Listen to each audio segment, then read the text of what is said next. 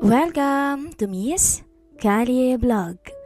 Samahan niyo po akong pakinggan ang istoryang ibabahagi namin sa inyo. Si Tanya ay isang college student, 19 years old at may boyfriend. Isang dalaga na nangangarap pa lang na maging isang sikat na modelo. Bagamat sexy at maganda, hindi siya makafocus sa pagmamodel dahil sa pag-aaral.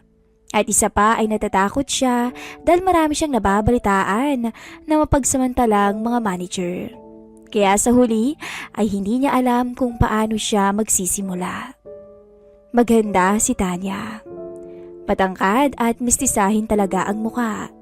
Kaya naman masasabing parang naka-jackpot sa loto ang kanyang nobyo na si Gary nang sagutin siya ng dalaga. Ilang buwan pa lang ang nakalilipas. Ayaw pa sana ni Tanya na makipagrelasyon. Pero dahil nasa tamang edad na, ay kusa nang hinahanap ng pagkatao niya ang lambing ng isang lalaki. Kung sa bagay, mabait at maalalahanin naman ang nobyo niyang si Gary. Nakilala niya to dahil laging nagpapapansin ito sa kanya sa school campus nila. Engineering ang kurso ng lalaki. Samantalang tourism naman ang kasalukuyang tinatapos na kurso ng mistisang dalaga. Isang hapon, matapos ang klase, kasama ni Tanya ang kanyang boyfriend sa kanyang inuupahang maliit na kwarto malapit sa school niya. Magkayakap sila sa kama. Pawisan at hingal matapos tugunan ang kanya-kanyang pangangailangan. Ngunit sa isang banda ay tila may tampo sa mukha ng magandang dalaga. Han, sorry ah. Sobrang sexy mo kasi kaya hindi ako tumagal. Saad ang boyfriend niya. Okay lang Han. Matipid na sabi naman ni Tanya na halata pa rin ang pagkakadismaya sa boyfriend. Nga pala Han, birthday na ni Dad sa Friday. Punta ka ha? Oh gosh, munti ko nang makalimutan. Butit pinaalala mo. Magsusuot ako ng magandang dress na pang model talaga. Biglang napalitan ang tampo ni Tanya ng excitement dahil sa paparating na event na kanyang dadaluhan. Ito ang unang beses na pupunta siya sa bahay ng nobyo para ipakilala siya nito sa pamilya.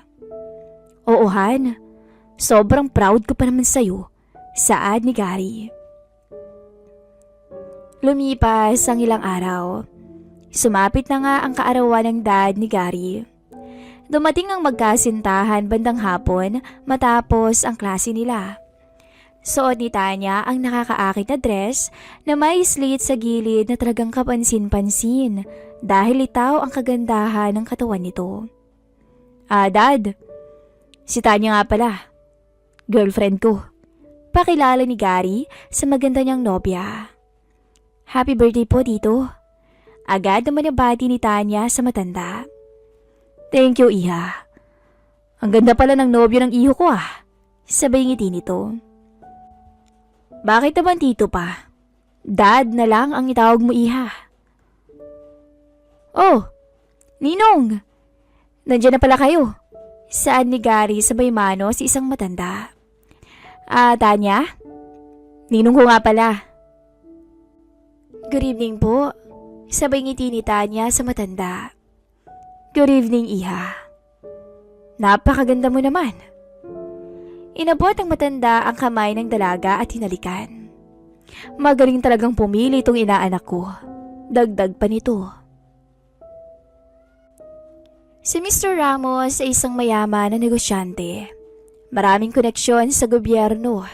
Maraming kakilalang mayayaman din na negosyante katulad niya. Pero ang edad ay matagal lang lumipas sa kalendaryo dahil nasa edad 57 na ang matanda. Matapos silang kumain ay uminom ng wine ang magkasintahan at nagkwentuhan ng mga bagay-bagay sa kanilang buhay. Ikaw Han ha? Hindi mo sinabi sa akin ang yaman niyo pala. Saad ni Tanya. Hindi naman Han.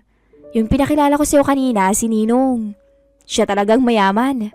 Negosyante kasi, saad ni Gary. Bigla ko naalalahan. May business din pala si Ninong sa magazine industry. Dagdag ni Gary nang may bigla itong maalala.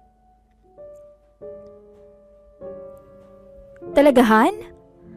Baka pwede niya akong matulungan sa pagmamodel. Excited naman na sabi ni Tanya. Lumapit sila sa table kung saan nagiinuman ang magkukumpare kasama si Mr. Ramos. Nong, pwede ba kitang makausap sandali? Bulong ni Gary. Sure, iho. Si Tanya po kasi, matagal nang gustong magmodelo. At naalala ko na may magazine business din kayo. Baka naman pwede akong humingi ng tulong sa inyo. Tumingin naman ang matanda kay Tanya. Si Tanya naman ay ngumiti lang sa kanya. Sure, iho. Pero pag-usapan natin yan sa susunod na araw. Sa ngayon, mag-enjoy muna tayo sa party, okay? Saad ang matanda. Okay po, Ninong. Lumipas pa nga ang ilang oras hanggang sa unti-unting nalasing si Gary dahil sa 3 boteng beer na kinuha nito para sa sarili.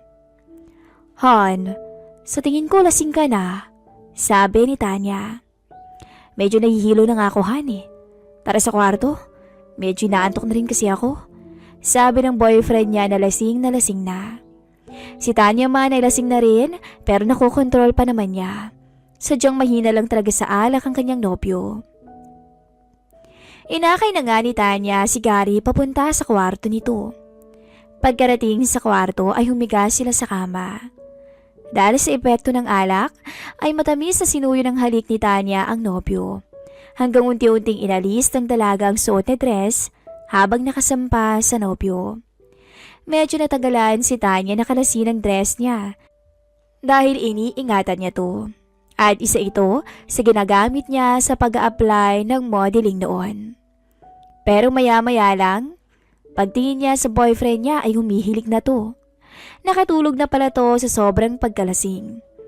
Asar na asar si Tanya dahil binago na naman siya ng kasintahan ni ibigay ang aliw na kailangan niya.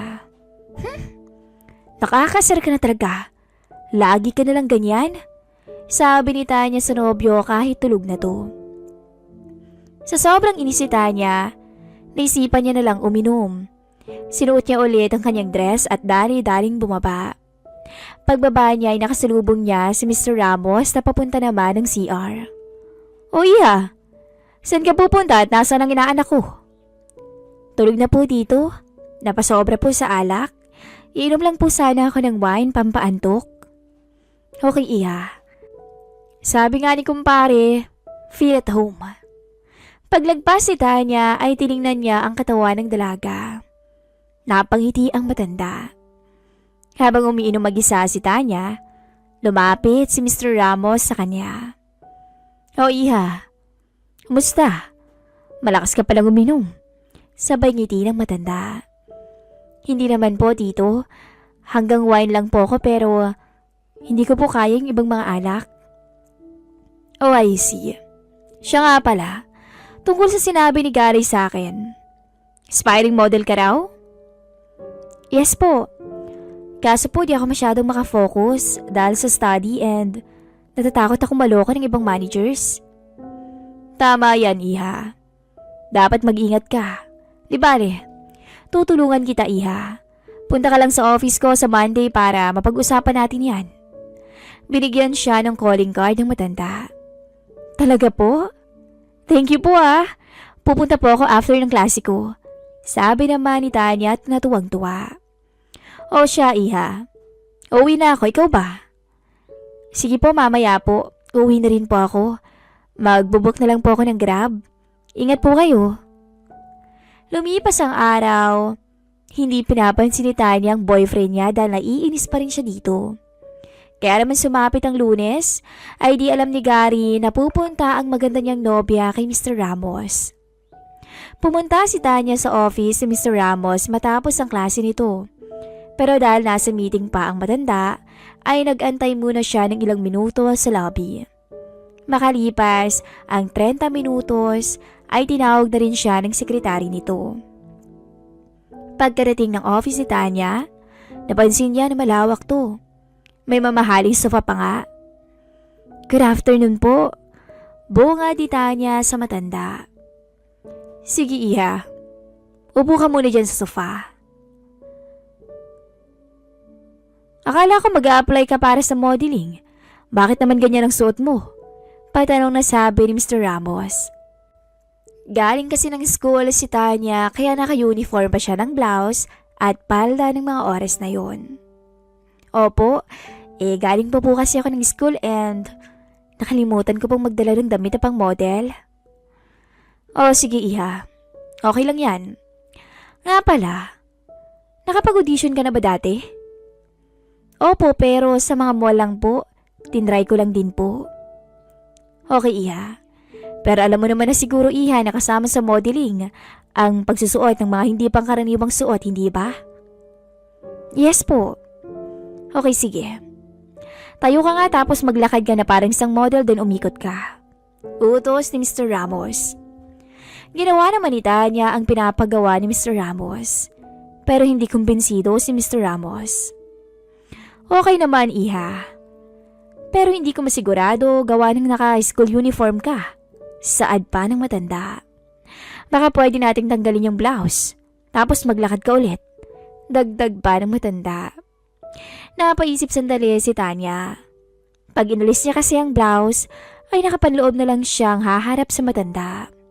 Pero inisip na lang ni Tanya, nakasama siguro yun sa requirements lalo't hindi pipitsuging magazine agency ang ina-applyan niya, hindi tulad sa mga mall lang. Sige po, sandali lang po. Tumalikod si Tanya at tinilapon ng blouse sa sofa. Pagharap niya sa matanda ay nakakross pa ang braso niya sa kanyang harapan. O iha, bakit ka nakaganyan? Hindi pwede sa modeling ang mahiyain. Puna ng matanda. Dahil desidido na si Tanya ay hindi na siya nag-alinlangan pa. Ibinaba niya ng kanyang mga braso sa harap ng matanda. Palihim naman na napangiti si Mr. Ramos at natakam sa dalagang kaharap niya. Maya-maya ay ginawa ulit ni Tanya ang panglakad na parang isang modelo. Pero hindi pa rin nakontento ang matanda. Hanggang sa pati palda ay pinakalas na rin ni Mr. Ramos. Wala nang nagawa si Tanya kundi lakasan na lang ang loob para sa kanyang pangarap.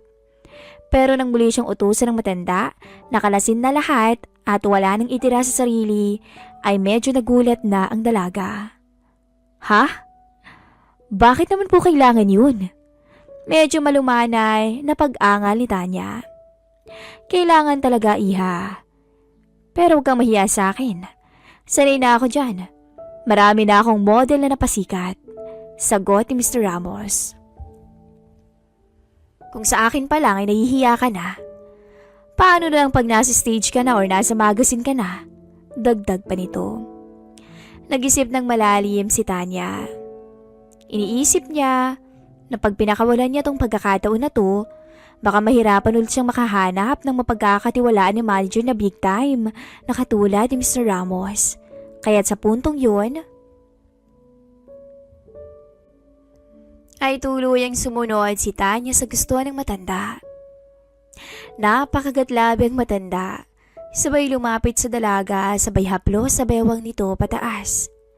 Nagulat si Tanya pero wala na siyang nagawa. Napakaswerte naman pala ng inaanak ko sa iyo, iha. Pero wag mong sabihing pinapalampas paligari ang ganitong klaseng kalidad ng babae. Sabay ngiti ng matanda. Natawa si Tanya ng bahagya dahil tamang hinala ng matanda. Hindi niya alam kung paano nahulaan yun ni Mr. Ramos. Pero sa puntong yun, medyo mapapansin na sa dalaga na komportable na siya sa matanda at nawala na ang pagkailang niya rito. Sige iha, upo ka muna. Sumunod naman si Tanya at umupo sa sofa. May tinawagan saglit si Mr. Ramos. Binilin sa sekretarya na huwag siyang istorbohin kahit sino pa ang dumating. Maya-maya ay umupo din si Mr. Ramos sa tabi ni Tanya. Sa totoo lang, iha, maganda at sexy ka. Pwede kang maging model. Pero dahil marami kang karibal, mahihirapan kang sumikat. Saad ni Mr. Ramos. Pero sa tulong ko, magagawa mong maging sikat na model katulad ng iba. Dagdag pa nito. Talaga po? Thank you po. Tuwang-tuwa namang sabi ni Tanya. Pero sa isang kondisyon. Kung makakaya mo kong pasahin, sana, iha. Sabay akbay ng matanda sa bewang ng dalaga. Ano pong ibig niyong sabihin? Tanong ni Tanya. Ngunit medyo naiisip niya na rin kung ano bang kapalit ng hinihingi nito. Kasi iha, alam mo naman siguro kung ano ang gusto ng isang matandang katulad ko, hindi ba? Hanggang sa tuluyang napahaplo si Mr. Ramos sa hita ng dalaga. At sa puntong yon, alam na ni Tanya ang nais ng matanda. Kahit siya man ay nadala na sa sitwasyon na kinakaharap. Lagi kasi siyang binibigo ng nobyo pagdating sa kama, kaya talagang matindi rin ang pangangailangan niya ngayon bilang babae. Sige po, paig na po ako. Hindi na nag-atubili pa ang dalaga. Alam niyang sa pagkakataong to ay matutugunan siya o matutulungan siya ng matanda sa pangarap niya. At siya rin ay makakatulong sa matanda para ibigay ang kasiyang hinihingi nito bilang kapalit. At sa puntong yun, ay unti-unting dumapo ang halik ng matanda sa leeg ng magandang dalaga pa ibaba. Napatingala na lang si Tanya at napapikit. Hindi makapaniwala si Tanya na sa edad niyang yun ay nagawa niyang pumatol sa ubod ng tandang lalaki na ninong pa mismo ng kanyang nobyo. Wala siyang magawa sa oras na yun. Ayaw man niya, pero nanaigang uhaw na matagal niyang kinikimkim dahil hindi siya magawang aluwin ng sariling nobya nitong mga nakarang araw. Isa pa, ay ang kagustuhan niyang matupad ang pangarap na maging isang model na lalong nagbigay ng lakas ng loob sa kanya, lalo at pinangakuan siya ni Mr. Ramos na tutulungan siya sa bagay na to. Aminado si Tanya ng mga oras na yon. Nahigit na mahusay ang matanda sa boyfriend niya dahil para siyang hihimatayin habang buong puso nitong hinahayaan ang matanda na magpakasawa sa kanya. Wala siyang magawa sa oras na yon kundi tumugon. Dahil sa totoo lang ay hindi niya mawari ang sarili. Baliw na rin siya sa pagkakataong yon. Ilang minuto pa'y namalay na lang ni Tanya ang sarili na nakasampa na sa kandungan ng matanda, kasabay ng pagguga ng mamahaling sofa nito sa opisina. Halos atakin sa puso si Mr. Ramos ng mga oras na yun. Hindi niya lubos akalain na ganito ka-agresibo ang kanina lang ay mainhing dalaga na nasa kanyang kaharapan. Mga ilang minuto ang lumipas nang tuluyang bumagsak ang dalawa sa sahig katabi ng sofa. Nagkangitian pa ang dalawa bago kumalas sa isa't isa. Mabilis na nagpaalam si Tanya sa matanda at umuwi na. Habang nagpapahinga sa kwarto, si Tanya ay tila malalim ang iniisip nito. Hindi siya makapaniwala pa rin na naibigay niya ang sarili sa isang matanda. Pero sa huli ay napangiti ito, sabay pumikit at natulog. Kinabukasan ay may tumawag sa kanyang modeling agency.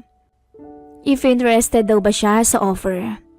Natuwa naman si Tanya dahil totoo ang pinangako ni Mr. Ramos sa kanya.